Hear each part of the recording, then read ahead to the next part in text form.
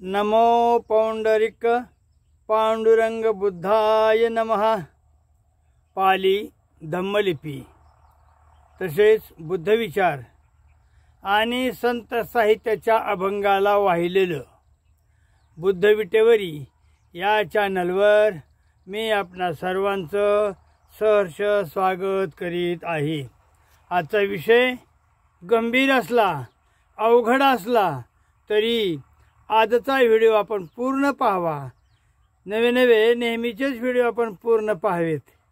काय या व्हिडिओमध्ये भरपूर अशी ज्ञानवर्धक माहिती तुम्हाला दिलेली असते आणि बंधूंनो, हा स्किप करून पुढे ढकलणारा हा व्हिडिओ नाही। आणि ज्याला स्किपची सवय आहे, पुढे ढकलण्याची सवय आहे, कृपया त्यांनी पुन्हा पुन्हा हा व्हिडिओ पाहावा की जेणेकरून त्यांना बुद्धविटेवरी हा व्हिडिओ पुढे ढकलावा का असं कधीच वाटणार नाही। आणि आजचा विषय सांगतो तुम्हाला, महत्त्वाचा विषय बरं का, तुमच्या माहितीसाठी सांगतो। कारण आजचा व्हिडिओ कशावर अवलंबून आहे तर त्याची पार्श्वभूमिका मला तुम्हाला सांगितलीच पाहिजे। तथागत भगवान बुद्धाला उच्छेदवादी, निरीश्वरवादी, अनात्मवादी समजलं जातं। आजचा व्हिडिओ जरा अवघड आहे कारण हा फिलॉसॉफीचा व्हिडिओ आहे, तत्वज्ञानाचा व्हिडिओ आहे। हसी मजा खेळीमेळीचा एन्जॉय वगैरे नाही। आणि बुद्धविटेवरी हे तुम्हाला पौष्टिक आणि मौलिक असं ज्ञान देत असतं। म्हणून अगोदर सांगतो की व्हिडिओ एक नव्हे, दोन नव्हे, 3 वेळा पहा, जेणेकरून मन भरून ऐका आणि आपल्या मनाची समाधानी करून घ्या बाबांनो। कारण कुठलं वारं कसं फिरलेलं आहे, कुठलं वारं कसं फिरलेलं आहे हे या व्हिडिओतून तुम्हाला नेहमीच अनुभवास मिळतं। म्हणून आजचा जो विषय आहे तो तथागत भगवान बुद्धाला उच्छेदवादी म्हटलं जातं, प्रश्नचिन्ह। निरीश्वरवादी म्हटलं जातं का, प्रश्नचिन्ह। अनात्मवादी म्हटलं जातं का, प्रश्नचिन्ह। तुमच्या माहितीसाठी सांगतो अगोदरच, काही ज्याला वामपंथी विचार म्हणतो, नकारात्मक जो पाहतो, ज्याला निगेटिव्ह दृष्टिकोन असतो, अशा व्यक्तींना काय केले की हा प्रचार आणि प्रसार हा खोडसाळ पद्धतीचा केलेला आहे। वास्तविक पाहता कसं आहे की बुद्धाच्या आणि बाबासाहेबांच्या आडून नेहमी बोलतो बरं का मी हे, आणि हे गंभीरतेने लक्ष घ्या तुम्ही। कारण बुद्धाच्या आणि बाबासाहेबांच्या विचारांच्या आडून आपल्या वामपंथीय नास्तिक विचारांचा गाडा पुढे ढकलणारी काही मंडळी असतात ना, काय त्यांना जरी आपण एक समाज सुधारक म्हणूया, नावाजलेले समाज सुधारक आहेत, काही बुद्धिजीवी वर्ग आणि काही विद्वान भंतेही आहेत की ज्यांनी बाबासाहेबांच्या आणि बुद्ध तत्वज्ञानाच्या आडून त्यांना माहिती असतं, पूर्ण माहिती आहे त्यांना की बुद्धाचे विचार काय आहेत, बाबासाहेबांचे विचार काय आहेत, पण बुद्धांच्या आणि बाबासाहेबांच्या विचाराच्या आड दडून आपलं वामपंथीय विचार घुसडून कसे द्यायचे आणि एखाद्या बुद्धाच्या बाबासाहेबांच्या एका वाक्यावर, कदाचित त्या वाक्यावर अनात्मवाद, निरीश्वरवाद किंवा तुम्हाला उच्छेदवाद समजणं हे खरंच मला वाटतं विचार करण्याची गोष्ट आहे। आणि म्हणून आजचा व्हिडिओ महत्त्वपूर्ण पहा। आणि हा व्हिडिओ कशाचा आहे तुमच्या माहितीसाठी सांगतो, तर हा व्हिडिओ आहे पुनर्जन्माचा। पुनर्जन्म आहे का, पुनर्जन्म कसा होतो, व्हिडिओ व्यवस्थित ऐका। इतक्या दिवस तुम्ही जिथं ही पुनर्जन्माची व्याख्या ऐकली असेल त्याच्या विपरीत हे माझं मत आहे, नवे हे ग्रंथांचं मत आहे। पण प्रथम तुम्हाला फिलॉसॉफी थोडी समजून सांगण्यासाठी काही मी ज्या मायथॉलॉजीतून काही विचार आलेले आहेत तर ते विचार समजून घेणे अत्यंत महत्त्वाचे आहे। आणि म्हणून तुमच्या माहितीसह सांगतो की जो आत्मवाद आहे, आणि बुद्धाला आपण काय म्हटलंय, अनात्मवाद म्हटलेला आहे. पण आत्मवाद कशा पद्धतीचा आहे हे अगोदर समजून घेतलं पाहिजे. कारण एखादी बाजू जर व्यवस्थित मांडायची असेल तर त्याच्या अपोजिट पार्टीला देखील आपण व्यवस्थितच पुढे मांडलं पाहिजे. उदाहरणार्थ, काळ्या रंगावर पांढरं अक्षर स्पष्ट दिसतं, म्हणजे पार्श्वभूमिका काय त्या पांढऱ्याची, ही काळी भूमिका आहे.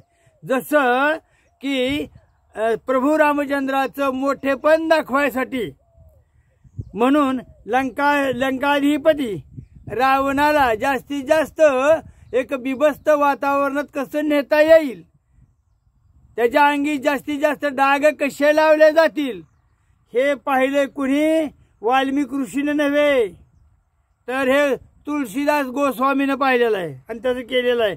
कारण वाल्मिकी रामायण जर आपण व्यवस्थित जर वाचलं आणि रावणाची जर त्याच्यामध्ये महती जर पाहिली तुम्ही, तर रावण हा श्रेष्ठ राजा म्हणून सांगितला आहे वाल्मिकी रामायणामध्ये. परंतु त्याला कलाटणी दिली मात्र तुळशीदासानं. लक्षात आले का? तुळशीदासानं जे रामायण रचलं गेलं आणि त्या रामायणामध्ये जास्तीत जास्त रावणाचं बिघडलेलं रूप दाखवलेलं आहे. तद्वतच काही गोष्टीचा आपण याच्यासाठी आधार घ्यावा लागतो. आणि म्हणून आज मी एक महत्त्वाचा आधार घेतलेला आहे आणि तो आहे भगवद्गीतेतील. गीता ही सर्वश्रेष्ठ ग्रंथ आहे हे मला 100% मान्य आहे. मी गीतेवर नेहमीच अभ्यास करत असतो, बोलत असतो. परंतु गीतेवर बोलत असताना त्याच्यातील खरंच मर्म काय आहे का आम्हाला पहिल्यापासूनच आमचे दृष्टिकोन निगेटिव्ह व्हावा, वामपंथी व्हावा म्हणून काही जे नावाजलेले समाजसुधारक आहेत, जे नावाजलेले विद्वान आहेत, जे नावाजलेले विद्वान म्हणते जे आहेत, त्यांनी आम्हाला कशा पद्धतीनं धडा दिलेला आहे त्याचा ऊहापोह आजच्या व्हिडिओमध्ये होत आहे. आणि म्हणून माझी विनंती राहील की आपण व्हिडिओ पूर्ण पाहावा, पूर्ण पाहून 1-2 वेळा विचार करावा, तद्वतच आपलं मत त्याच्यावर नोंदवावं. मत नोंदवत असताना त्या विषयाचा आपण ही गांभीर्याने अभ्यास करावा.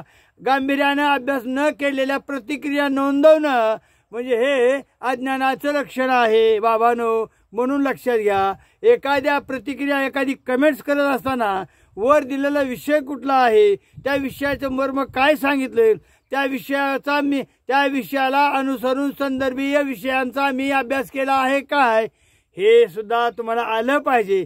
तर त्याला कमेंट्स म्हणतो आपण. नाही तर उगाच काहीतरी ऐकायचं आणि काहीतरी अथवा तत्व बोलायचं, हा त्याचा अज्ञानपणा आहे, हे मात्र लक्षात घ्या. आणि म्हणून आजच्या व्हिडिओला सुरुवात करण्यापूर्वी काही माझे धम्मदान दाते आहेत, त्यांचे माझे उपकार आहेतच, म्हणून अशाही धम्मदान दात्यांचा मी इथं उल्लेख करतो. कारण आपला जो फोन पे क्रमांक आहे तो 8265075151 याच्यावर आपण धम्मदान देऊ शकता, आपल्या इच्छेनुरूप देऊ शकता. आजचे धम्मदान दाते आहेत किरण फकीरा ब्राह्मणे असते, पण 2-3 दिवसापूर्वी त्यांनी दिलेलं असतं, हे दान आलेलं असतं. पण ज्यावेळी मी व्हिडिओ काढतो त्या व्हिडिओला अनुसरून जे नावं समोर येतात ती घ्यावी लागतात. तर किरण फकीरा ब्राह्मणे, प्रमोद भालेराव त्रिरत्न महासंघ, अनिल यशवंत गायकवाड, निवास भगत वर्धा सर. तर या धम्मदात्यांनी दानाने मला एक धम्मदान देऊन उपकृत केलं. मी आपणा सर्वांचाच आभारी आहे आणि विषयाला गांभीर्यानं सुरुवात करीत आहे. विषयाचं मर्म लक्षात घ्या. आज महत्त्वाचा व्हिडिओ होत आहे, भले तो अर्ध्या तासाचा असेल, पाऊण तासाचा असेल, परंतु व्हिडिओकडे पूर्ण लक्ष द्या आणि सबस्क्राईब करा, शेअर करा, ज्या काय प्रक्रिया असतात त्या संपूर्ण करा.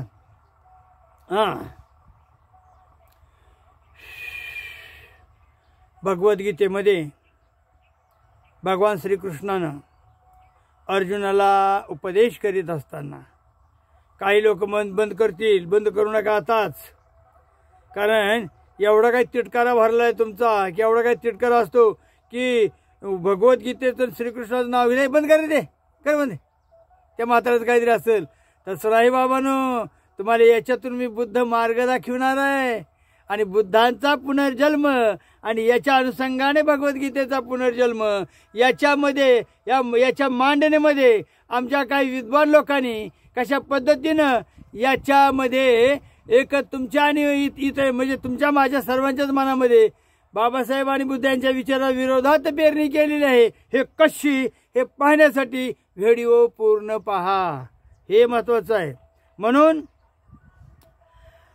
वासांसी जीर्णानि यथा विहाय नवानि गृह्णाति नरोपराणि तथा शरीरानि विहाय जीर्णान्यानि संयाति नवानि देही. वाक्य कसं आहे पहा. वासांसी जीर्णानि यथा विहाय. यथा म्हणजे हे जसं असेल तसं. वासांसी जीर्णानि यथानि विहाय. वासांसी म्हणजे कपडे लत्ते, शर्ट पॅन्ट वगैरे घालतो ते कपडे लत्ते. तर जीर्णानी म्हणजे एक कुजलेले, खराब झालेले, फाटलेले, तुटलेले, अनेक दिवसापासून वापरलेले. तर हे काय आहे, हे मानव शरीर आहे. या मानव शरीरानं हा जो कपडा आहे तो जसा स्वीकारलेला आहे, अंग भरून स्वीकारलेला आहे, परंतु कालांतरानं हा कपडा जसा जीर्ण होतो, फाटतो, कुजतो, मग काय होतं. वासांसी जीर्णानि यथा विहाय नवानि गृह्णाति नरोपराणि. आणि मग काय करतो आपण नवं कपडा धारण करतो, जुनं वस्त्र टाकून देतो, नवीन कपडा धारण करतो. पुढं तशा पद्धतीने इथं वर यथा आलं ना, यथा विहाय तथा शरीरानी म्हणजे तशा पद्धतीनं शरीरानी जीर्णान्यादी नवानी देही. तशा पद्धतीनं आत्मा देखील जुनं शरीर टाकून देतो. लक्षात आलं का. जुनं शरीर टाकून देतो आणि तो आत्मा नवीन देहाला स्वीकारतो. आत्मवादी विचार आहे हा. परंतु हा आत्मवादी विचार बुद्धाच्या नावावर अनात्मवादी कसा खपवला गेलाय ते मी तुम्हाला पुढं सांगणार आहेच. व्हिडिओ पूर्ण पहा. तर भगवद्गीतेच्या अध्याय 2 मध्ये श्लोक क्रमांक 22 आणि याच्यामध्ये हे सांगितलेलं आहे की बाबा रे, ज्याप्रमाणे मानव प्राणी जुनं वस्त्र टाकून नवीन वस्त्र धारण करतो आपल्या देहावर, तद्वतच आत्मा जो आहे तो हे जुनं शरीर टाकून देतो. म्हणजे आपण म्हातार होतच की. माझं 75 आहे होय.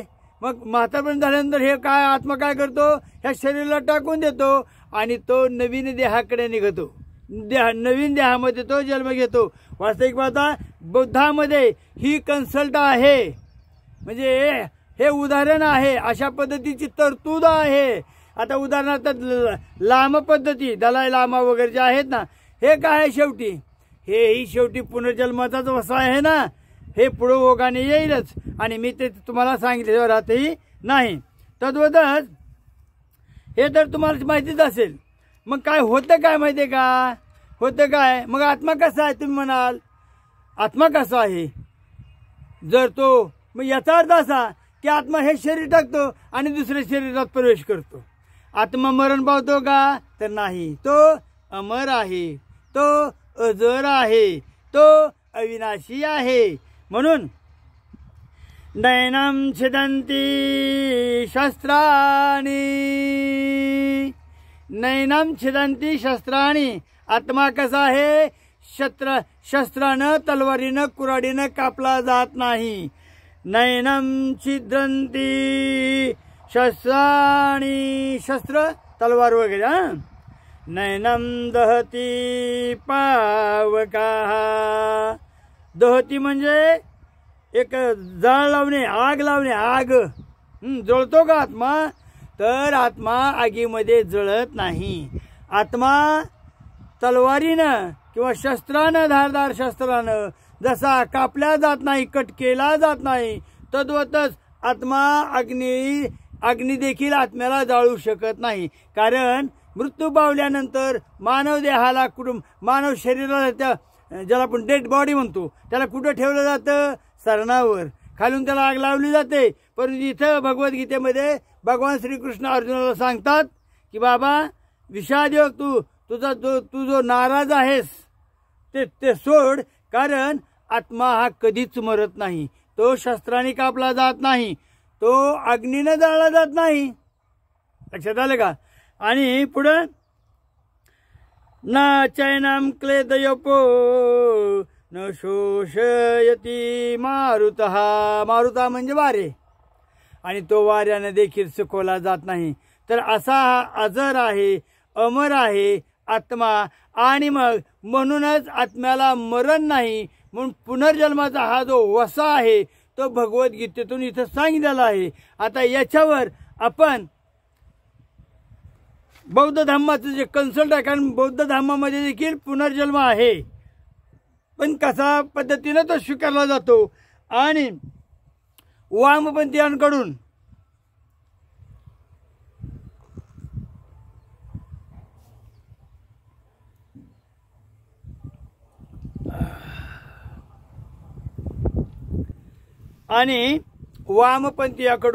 वेगळाच प्रचाराने प्रसार कसा केला जातो हे आजच्या व्हिडिओचा आपला विषय आहे. मग पुनर्जन्म म्हणजे तरी काय बाबांनो? तर पुनर्जन्म म्हणजे काय? जसं मी आता आत्म्याचं कन्सल्ट सांगितलेलं इथं, आत्मा मरत नाही. जसं मानव प्राणी नवीन जुने झालेले कपडे टाकून देतो, नवीन वस्त्र धारण करतो, तद्वतच आत्मा देखील नवीन जुने शरीर टाकून देतो, नवीन देहाचा तो शोध घेतो, नवीन देहामध्ये तो उत्पन्न होतो. म्हणजेच आत्मा अजर आहे, अमर आहे, अविनाशी आहे.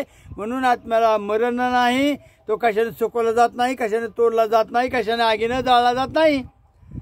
मग याच्या संदर्भामध्ये भगवान श्रीकृष्णाने दुसऱ्या अध्यायामध्ये गीतेच्या या आत्म्यासंबंधी जे मर्मस्थान दाखवलेलं आहे त्याच्यावर आपण थोडंसं इथं विवेचन केलेलं आहे. आता आपण वळतोय कुठं?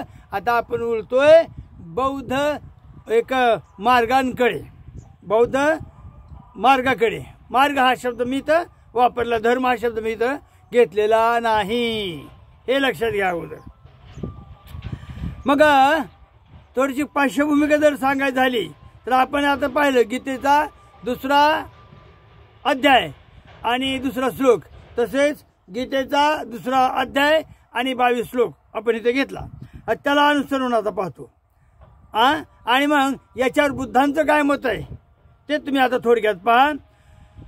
तर बुद्धांना अनेक प्रश्न विचारले गेलेले आहेत. अनेक प्रश्न जीवनाच्या संदर्भामध्ये, मृत्यूच्या संदर्भामध्ये, पुनर्जन्माच्या संदर्भामध्ये, देहाच्या संदर्भामध्ये. मी कोठून आलो, मी कोठून जाणार, माझं काय होणार, मृत्यूनंतर माझं काय होतं, वगैरे वगैरे प्रश्न बुद्धांना विचारले गेलेले आहेत सगळे. काही प्रश्नांना बुद्धानं मौन धारण करून उत्तर दिलेलं आहे, लक्षात घ्या. त्या मौनाचा अर्थ काय आहे हेही आपण गांभीर्याने लक्षात घेतलं पाहिजे. आता तर काय काय प्रश्न कसे आहेत बघा. तर बुद्धाने एक प्रश्न विचारला गेला होता बुद्धांना, मी कुठून आलो, मी कुठे जाणार, मृत्यू पक्षात जन्म तर झाला माझा, मग मी मृत्यूने आता जो जन्मतो तो मरतो. हे अविनाशी सत्य बुद्धाने सांगितलेलंच आहे. अविनाशी सत्य, जो जन्मतो तो मरण पावतो, त्याला तिथं जावंच लागतं. वृक्षाचं पान वाळल्यानंतर पिवळं पडतं, नंतर ते गळून पडतं. तद्वतच त्या पिवळ्या पाण्याची जागा दुसरं नवीन हिरवगार एक पान उमगतं, जन्मतं. तद्वतच ज्यावेळी हा प्रश्न ज्यावेळी बुद्धांना विचारला गेला, कमेंट्स करणाऱ्या लोकांना माझी विनंती राहील की त्यांनी कमेंट करत असताना कृपया विषयाचं गांभीर्य लक्षात घ्या. त्याच्यासाठी तुम्ही बाबासाहेबांनी लिहिलेला ग्रंथ वाचा, बुद्ध साहित्य वाचून मला कमेंट्स करा. विनाकारण कसलीही कमेंट्स करून त्याला काय असेल तसं मी वाचिती नसतो. असू द्या. चला, तर मी कुठे येणार, कुठं जाणार वगैरे प्रश्न विचारले का बुद्धाला? मग बुद्धांनी काय उत्तर दिलं? हे पहा, माझं काम काय आहे? तुझी दुःखमुक्ती करणे हे माझं काम आहे. आपल्या पाली लिपीमध्ये, पाली भाषेमध्ये याच्यावर सुंदर विवचन, पाली भाषेमध्ये याच्यावर सुंदर विवचन देखील दिलेलं आहे.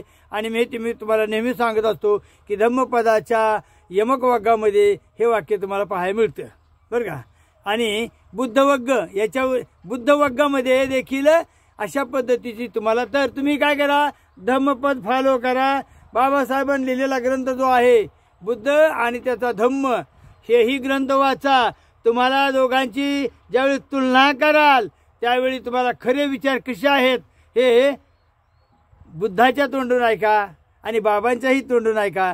आर्यागार्याच्या तोंडून ऐकू नका रे बाबांनो. म्हणून मी बोलत नाही इथं, मी बोलत नाही. आणि मी एवढा काय मोठा विद्वान वगैरे काय नाही, एक अडाणी माणूस, शेतकरी माणूस.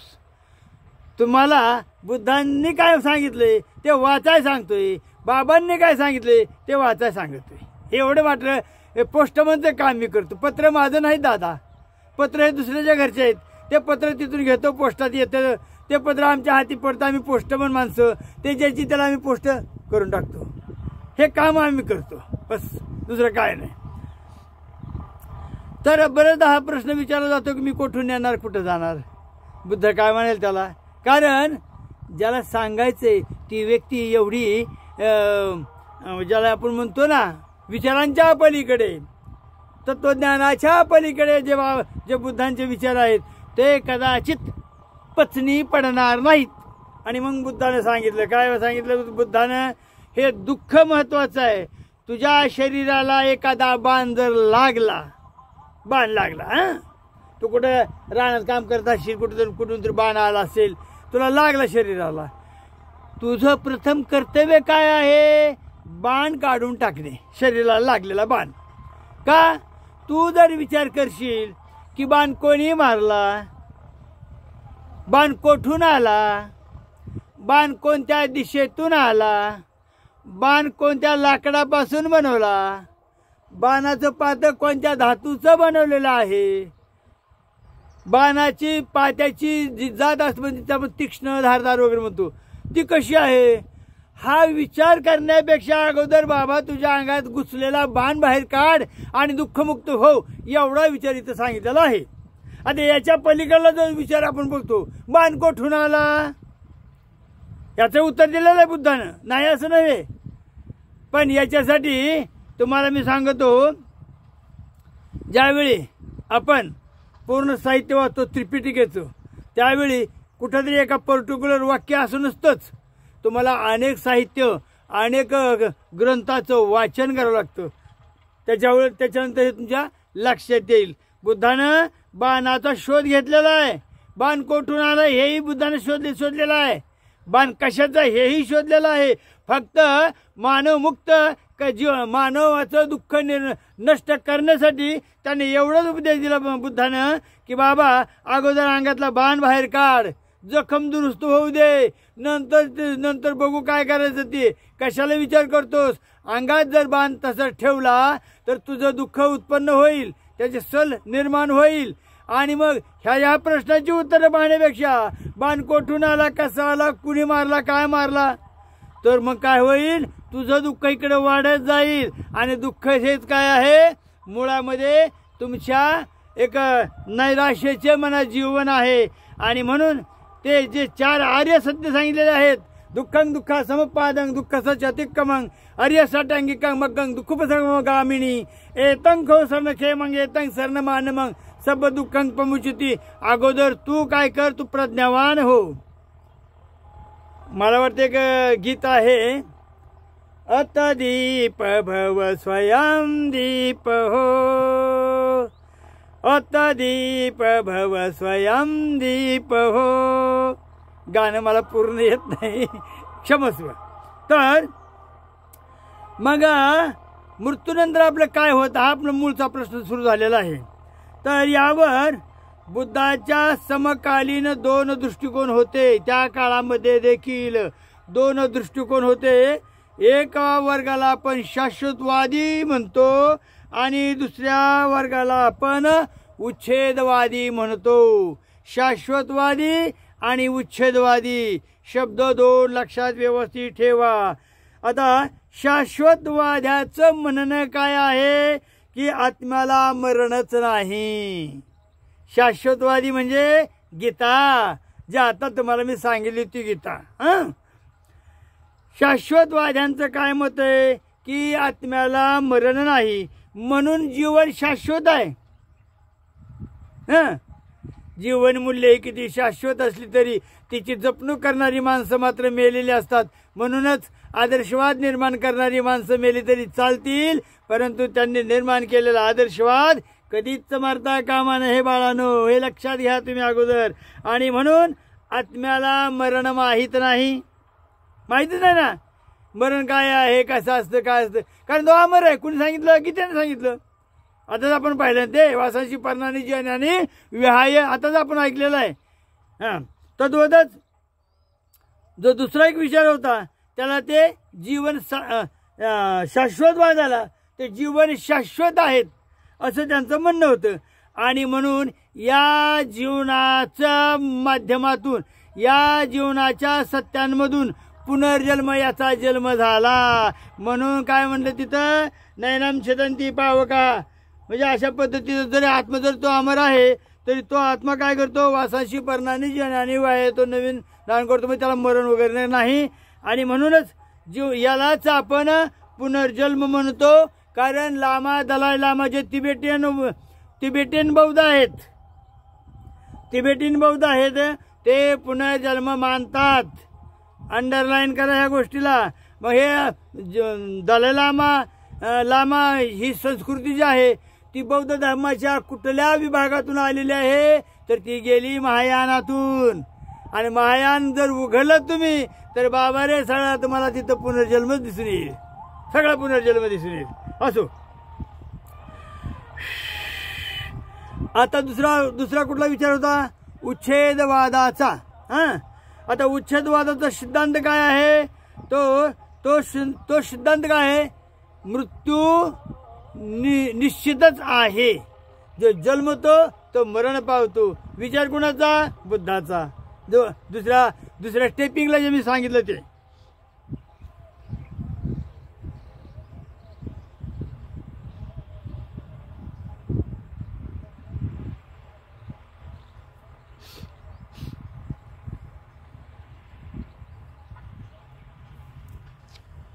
आता उच्छेदवाद हे या शब्दातून तुम्हाला कळालं असेल. उच्छेदवादामध्ये निगेटिव्हता भरलेली असते. अरे काय उच्छेद मानणार तुम्ही लोकांनी, तर शांत बसा ना. आपण म्हणतो ना उच्छेदवाद म्हणजे काय, तर थोडंसं ते निगेटिव्ह पॉईंट्स, निगेटिव्ह त्याच्यामध्ये भरणं झालेला असतो. आणि मग उच्छेद याचा अर्थ असा होतो की मृत्यू अंतिम आहे. जो जन्मतो तो मरण पावतो. मृत्यू म्हणजे विनाश आहे. मृत्यूनंतर काही शेष राहत नाही. त्या सरणावर फक्त हाडके आणि अस्थि राहतात. सरणावर हाडके आणि अस्थि राहतात. बाकी त्या उच्छेदवादानं किंवा ज्याला आपण उच्छेदवादी विचार म्हणतो, ज्याला आपण निरीश्वरवादी विचार म्हणतो, ज्याला आपण अनात्मवादी विचार म्हणतो, तो विचार आत्म्याला मानत नाही. तद्वत तो जळाला, मेला तिकडं त्या सरणावर, त्याची फक्त राख झाली, त्या हाडे उरले, हाडे राहिले काय, ते जळलेले हाडे वगैरे त्याच्यावर स्तूप वगैरे बांधला जातो ना. तर आत्मा वगैरे काही नाही, पुनर्जन्म वगैरे काही नाही, असंही एक म्हणणं आहे. आणि हे म्हणणं हे म्हणणं सुरुवातीचे वाक्य बरं काय, हे बुद्धाचं तत्व. पण बुद्धाचं तत्व ज्यावेळी आपण महायान पंथाकडे जातो, तुम्ही म्हणाल महायान पंथ आणि खुद्द बुद्धाचे विचार, हो, पण बुद्धाच्या ह्या विचाराचंच मर्म महायानाने शोधलेलं असतं.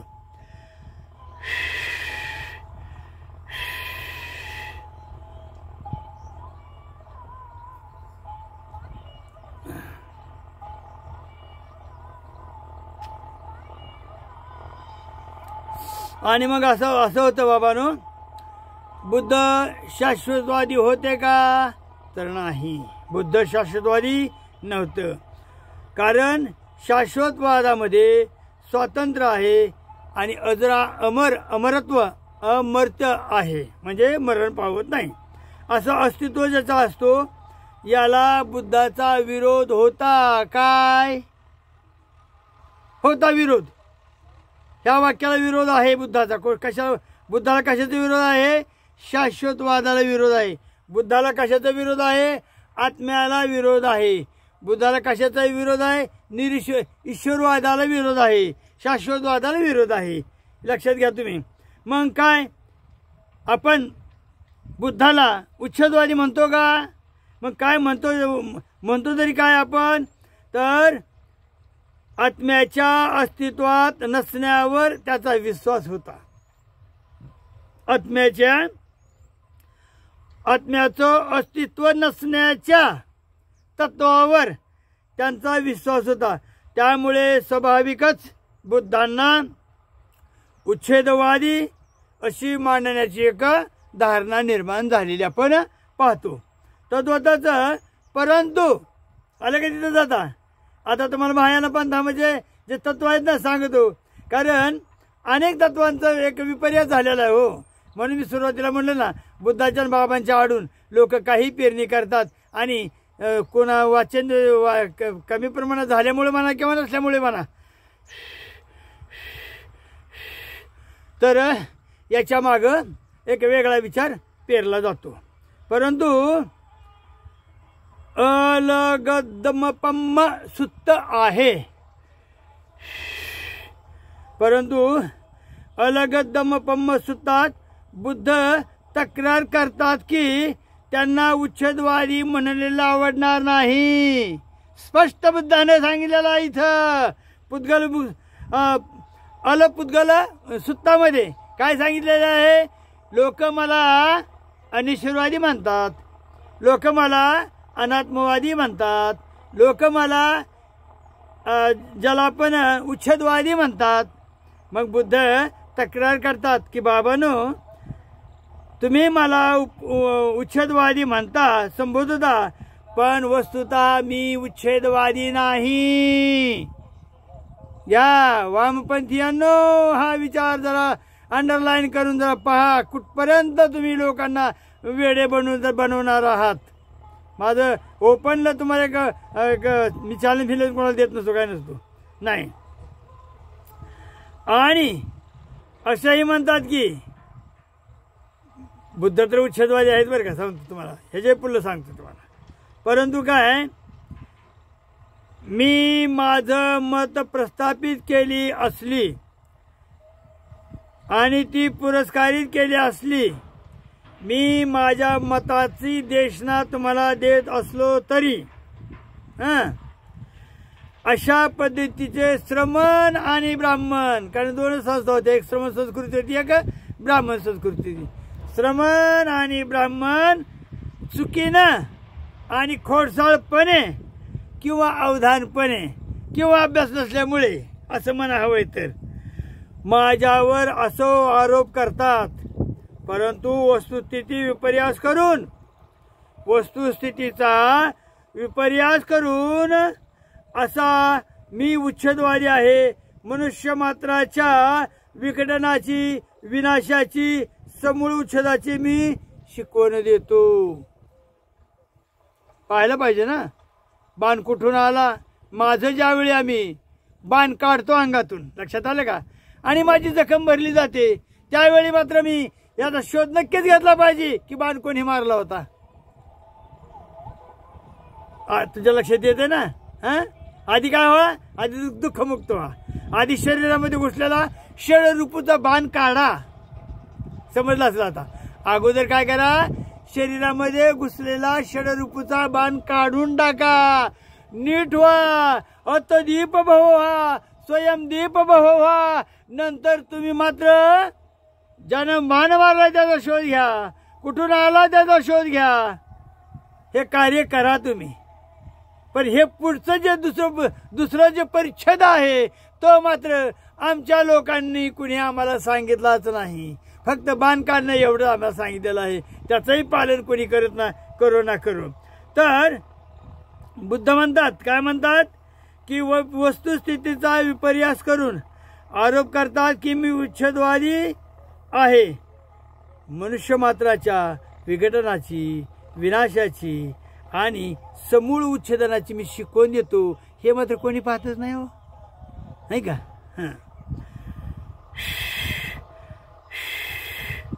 परंतु मी यथार्थाने असाही नाही, ही मते प्रस्थापित केली नाहीत, पुरस्कारितही केली नाहीत, परंतु काही मतं चुकीनं, खोडसाळपणानं, अवधानपणानं अशा काही सभ्य माणसाकडून माझ्या माती मारले जातात की जे मला उच्छेदवादी सिद्ध करू इच्छितात. अरे अरे अरे अरे अरे बाबानो, हे बुद्धाचे विचार आहेत. निवळ खोडसाळपणाने तुम्ही मला उच्छेदवादी म्हणताय, पण माझ्या उच्छेदवादाचा पुढचा अर्थ तुम्ही दुसरी स्टेप घेतलीच नाहीत. तुम्ही पाहिलं फक्त मी तुम्हाला प्रथम सांगितलं, दुःख नष्ट करा, दुःखं दुःख समपादन, दुःखाचा जाती कमांग अरसा टांग के मगंग दुःख उपसमगामिनी एतंग कोसरन खेमंग एतंग सर्ण मानमंग सबंग दुःख मुचिते. हे अगोदर तत्व तुम्ही अंगीकारा आणि हे अंगीकारल्यानंतर तुम्ही दुःखमुक्त व्हाल. तदनंतर तुम्ही शोध घ्या बाण कुठून आला आणि बाण कोणी मारला. परंतु लोकांनी काय केलं, एकच परिच्छेद पाहिला, दुसरा परिच्छेद डावला गेला. एका परिच्छेदामुळे काय झालं, माझ्या माथी तो डाग लावला तुम्ही लोकांनी अनिशीर्वादाचा आणि किंवा उच्छेदवादाचा. गांभीर्यानं ह्या व्हिडिओला आपण गांभीर्यानं लक्ष घ्या आणि एक पूर्ण पाली भाषेचा अभ्यास करा, पाली ग्रंथाचा अभ्यास करा, पाली लिपीचा अभ्यास करा, पाली वाङ्मयाचा अभ्यास करा. पाली पण तुम्ही बरं का, दुसरे जे काही अनेक लिखाण झाले बुद्धावर, बाबासाहेबांच्या लिखाणावर पुष्कळ लिखाण झाले, खूप झाले, परंतु त्याच्यातून सत्य शोधण्याचा प्रयत्न करा.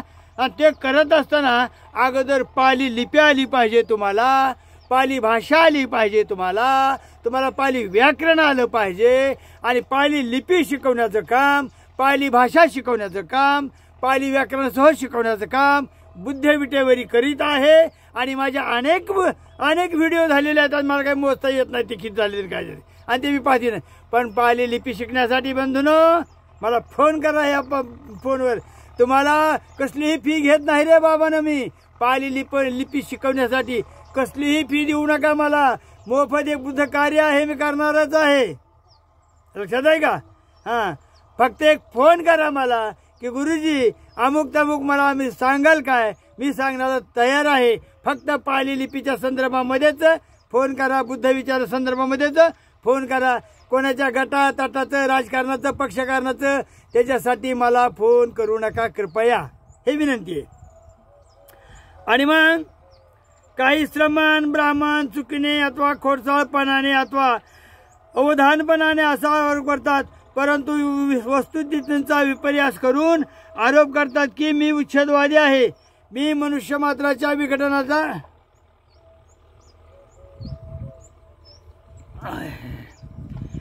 विनाशाची समूळ उच्छेदवादी शिकवून देतो, हे मात्र कोणी पाहत नाहीत रे बाळांनो. परंतु मी यथार्थाने असा नाही, मी ही मते प्रस्थापित केली नाहीत, पुरस्कारली नाहीत, परंतु काही मतांचा चुकीनं, खोडसाळपणे, अवधानपणे अशा सभ्य माणसाकडून, अशा भंते लोकांकडून, अशा विद्वान लोकांकडून, अशा PhD धारकांकडून माझ्या माथी मारले जातात, मी जे मला उच्छेदवादी सिद्ध करू इच्छितात अशी माणसं. बाबांनो, मला वाटतं व्हिडिओ 38 मिनिटाचा असू दे, काय असेल ते. जर हे विधान यथार्थ असेल तर आपण ज्यांना बुद्धाच्या धम्मावर ब्राह्मणी तत्वज्ञान अर्पित करायचे आहेत, प्रक्षेपित करायचे आहेत, त्यांचे प्रक्षिप्त विधान नसेल तर या विधानांचे गंभीर द्विधावस्था निर्माण होते. द्विधावस्था आहे की नाही, करू का नको, अनिश्वरवादी आहेत का ईश्वरवादी आहेत, बुद्ध ईश्वरवादी आहेत का अनिश्वरवादी आहेत, बुद्ध पुनर्जन्म मानतात की पुनर्जन्म मानित नाहीत, ही द्विधावस्था जी आहे तुमच्या माझ्या मनामध्ये, तर ह्या द्विधावस्थेचे उत्पन्न झालेलं असतं. तरी बुद्धांचा आत्म्याच्या अस्तित्वावर विश्वास नाही, तरीही ते माणसं म्हणतात की ते उच्छेदवादी नाहीत. हे कसे शक्य आहे बाबांनो? यातून एक प्रश्न निर्माण होतो आणि तो प्रश्न असा आहे की बुद्धांचा पुनर्जन्मावर विश्वास होता काय? राहिलेला व्हिडिओ उद्या ऐका. जय भीम, जय भीम, जय भीम. बुद्ध विटेवरी चॅनलला आपण सरळ हाताने दम्मदान करावे अशी नम्र विनंती करतो. थांबवतो. जय भीम, जय भीम.